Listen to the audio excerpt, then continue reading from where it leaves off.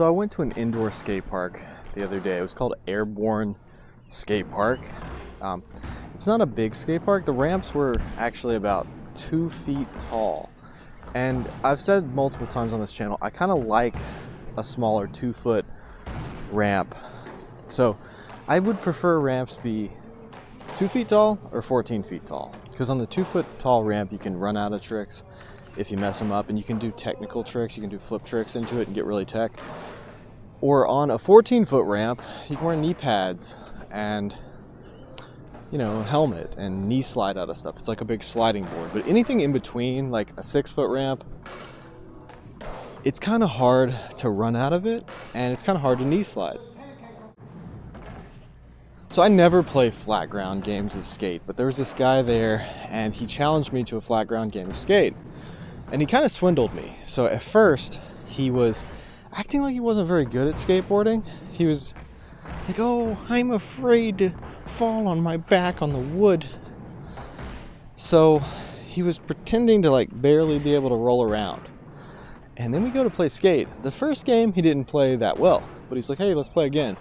And as we continued to play games of skate, he progressively got better and better at skateboarding until by the third game, he could land every single flip trick, switch, regular, fakie, nollie. I wish I filmed this game of skate because it was probably the best game of skate I've ever played. I landed tricks that I haven't landed in a really long time. I filmed the clips on the Insta360 X4. This is a good camera for skateboarding content because it films the whole skate park. You just set it down, you don't have to worry about the angle or where you have it set. It's pretty tough at this point. It's got like a cage on it, and it's got some lens guards, so it's decent for skateboarding. But yeah, this game of skate really ignited something in me. I could land the tricks a lot better with that pressure of playing skate than I could after the game of skate was over and I tried to film the tricks. Then I went back to not being able to land them again. There was something about that pressure of like having to land the tricks that helped me land the tricks. Yeah, I think I'm gonna go back to doing some tutorials on flat ground tricks, more flip tricks in my videos, because I really have been avoiding that for a while. I guess I kind of thought maybe I'm too old to do flip tricks. Maybe I should just stick to curbs and mini ramps. So yeah, it went well. It was really fun. I like skating with other people that push me to land tricks, and this guy had a really good energy, good attitude. Yeah, check out that Airborne skate park. It's fun. I don't know how much longer it's going to be there. It's been there for about 3 months now so far, but it's not a big area. There's not a lot of skateboarders in the area, so hopefully it'll make it. There's also a new skate park opening up in Louisville, Kentucky called Sprack Skateboarding. This one's made by Paul Zitzer, who he's a pro vert skater.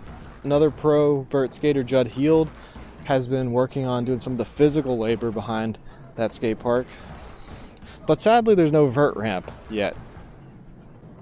It's a lot of small transitions, small ledges and rails.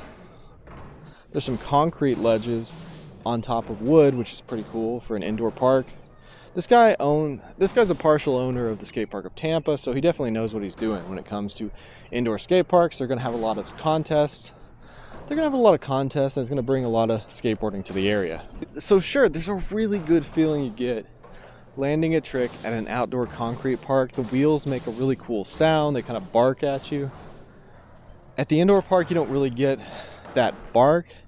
You get a little more squeak and a little more slide. But it is easier to skate in an indoor park. Lately, I've been thinking Ace and Slappies are more fun to skate. But I kind of think Thunders and Ventures and stuff like that are more practical, and they actually make me skate better. I also like skating loose trucks, like as loose as I can get them, so that's more fun. But when I do skate tighter trucks like Nyjah Huston or Chris Cole, I land more tricks.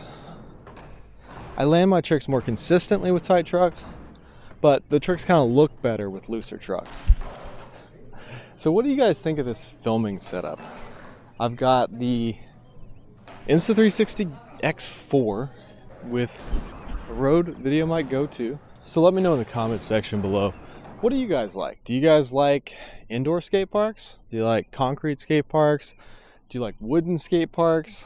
Do you prefer metal prefab skate parks?